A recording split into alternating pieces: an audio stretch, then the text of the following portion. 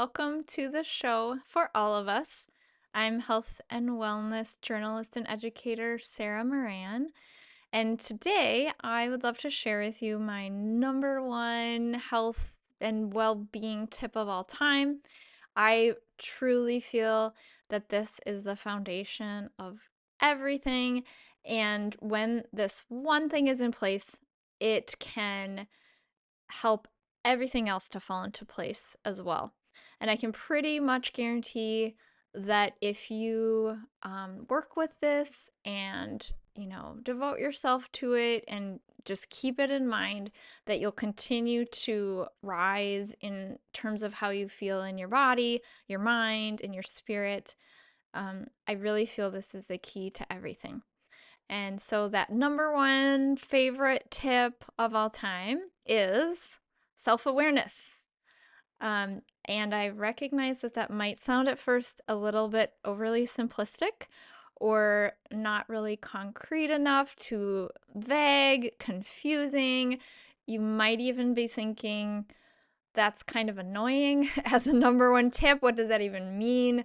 But hang with me. I promise that I will get into some really practical suggestions with this. And it's just so important. So I will be sharing in my next episode 8 specific things that you can do to build self awareness. But for now, let's dive into what do I even mean when I say that. So, other words, to use when I'm talking about self awareness, what I mean is being in tune with your body, your mind, your spirit, being connected, being conscious, noticing, observing, being a witness.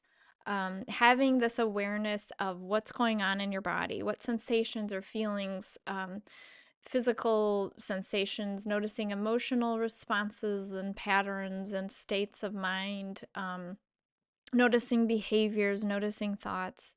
So, all of that really is what I mean when I'm talking about self awareness.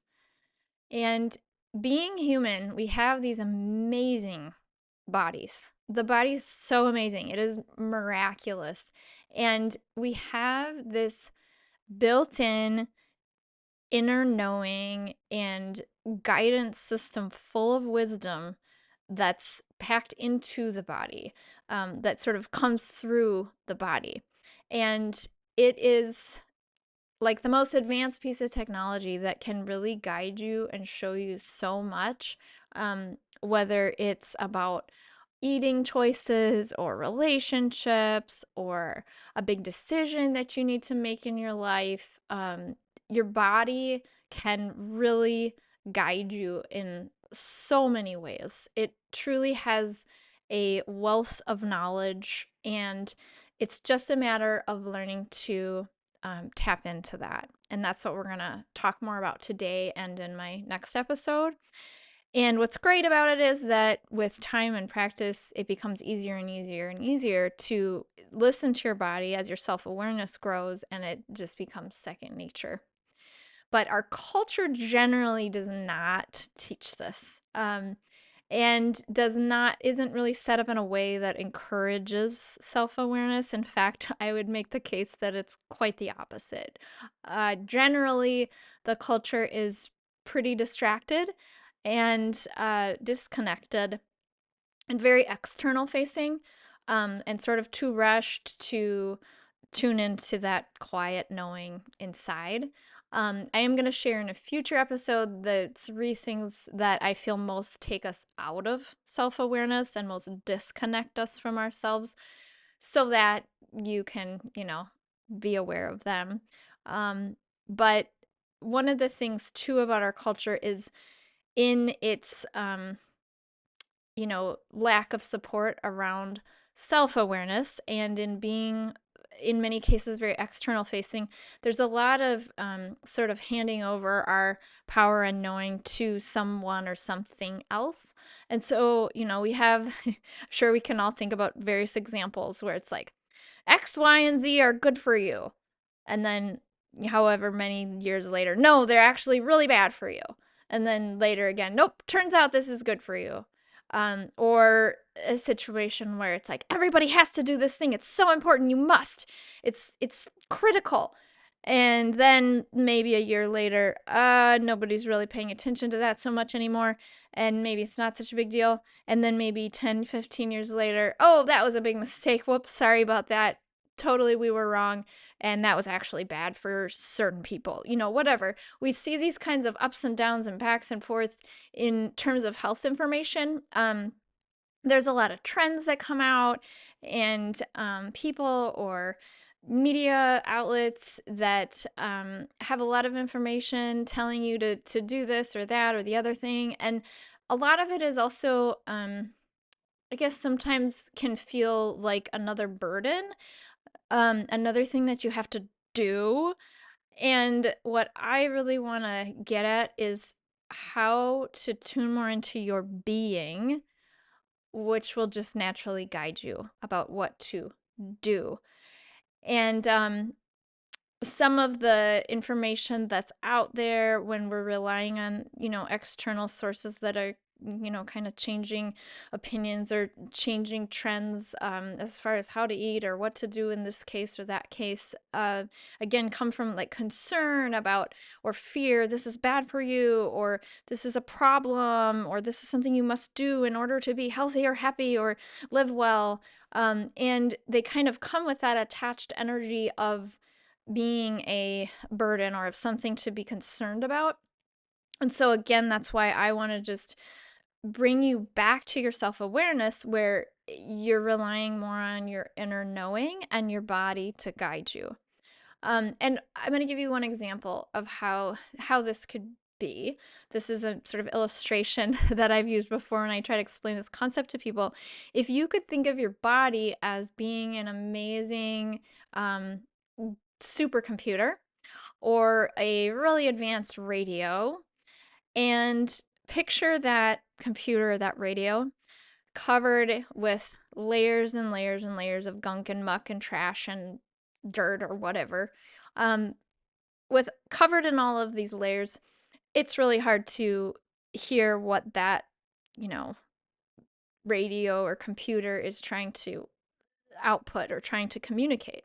And what are these layers of gunk that I'm referring to? So that could be, for example, processed food, or what your eyes and ears are consuming as far as information, media you're watching or listening to, or social media. It could have to do with a negative work environment or a relationship that drains you. It could have to do with products you're using on your body or in your home that contain chemicals that give you brain fog. So these are examples of just the layers of gunk are things that we do that make it harder to be tuned into the body, and that make it harder for our whole being to keep the beautiful balance that it does know how to keep. The thing is that every step we take in the right direction, so every step that supports your body and mind and spirit to be the amazing things that they are, is one more layer removed. So, to give some examples again, let's say you start making a point to drink more water and stay hydrated, which, by the way, most people truly are like chronically not hydrated. But let's say you make that an effort, and now you've removed a layer of dehydration. Or you start acknowledging your feelings to yourself instead of repressing them or shoving them inside. So there's another layer removed. Maybe you start speaking your truth instead of people pleasing and pretending. There's another layer you removed. Or you start to unsubscribe from things that make you feel contracted, heavy, fearful, or that lead you to compare yourself with others or feel envious. There's another layer removed. Maybe you create a bedtime routine that supports better sleep for you, and you've removed a layer of fatigue. Maybe you are questioning a limiting belief that you've had or that you've inherited, and it's freeing you in your life There's another layer removed. Perhaps you switch from a chemical air freshener to one that uses essential oils from plants. Another layer is removed. So, all of these little choices that you can make are going to just clear the air and take off these layers of gunk. And as each one comes off, your whole being is going to be lighter and clearer. Your body will thank you. Your mind will thank you. Your spirit will thank you. It will be able to talk to you. It will be able to communicate with you.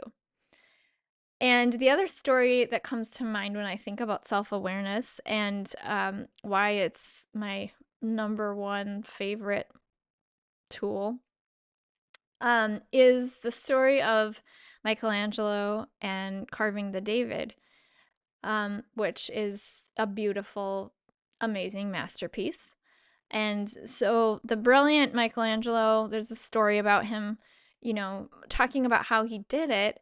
And I don't know the exact quote, but it's something along the lines of Michelangelo said, "Well, I just took away what was not David."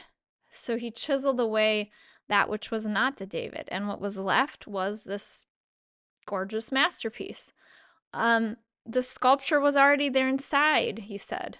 He's just taken away what didn't belong. And so I always love that story. And one way to think of self awareness is that it's the chisel. It's what's taking away that which is clouding or covering the masterpiece within, the guidance within, the wise voice within. And anything, as you grow in your consciousness, your self awareness, your ability to observe and witness yourself, you just get clearer and clearer with that access to what's inside. And as that happens, you will increasingly notice things that contract you versus expand you, things that take you away from yourself versus back to yourself, things that create discordance versus feel sort of cohesive or harmonious, things that feel dark and heavy versus light. And you can take away more of the things that are not benefiting you, that are clouding you, and, bring in more of what's beneficial to you and your life, which is unique to you. There are a lot of common threads when it comes to our health and our well being, but there's also a lot of uniqueness to it. And that's why I really encourage the self awareness, because it will just guide you naturally. More and more as the layers come off, it's easier and easier.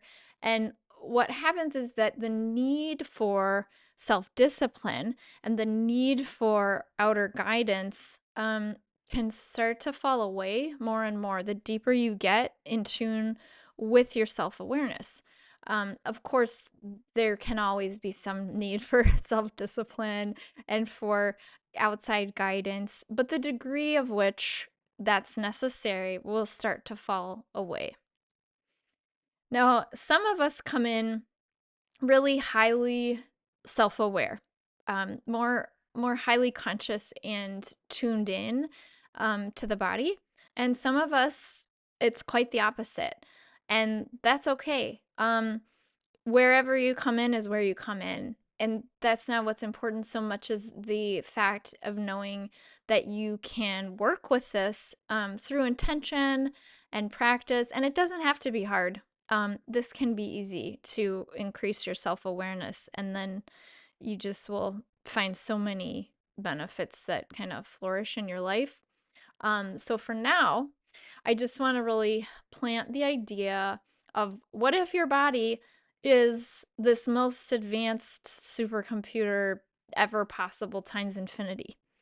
And what if your body could be your most trusted ally?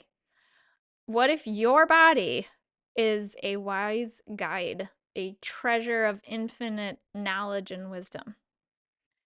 Ask yourself those questions and just let that be something you sit with. And then ask yourself, too, so have I been treating my body as such?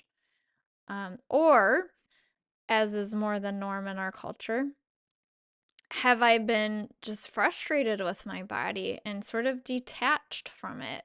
Frustrated with a chronic condition or chronic pain, um, an injury, an illness, frustrated with a mental pattern, a thought pattern, an emotional state, something that feels stuck. Do I feel like my body's not measuring up to this beauty standard of this particular culture and time that certain forms of media are showing me? Or do I feel negative about my body because of the realities of aging and the standards of the time we live in with that? Do I feel like my body's just this thing I have to lug around and take care of? Just check in, without judgment, but just observing, like, how do I view my body? And then I'd also encourage you for now to think about what's something that you really care about that you tend to or take care of.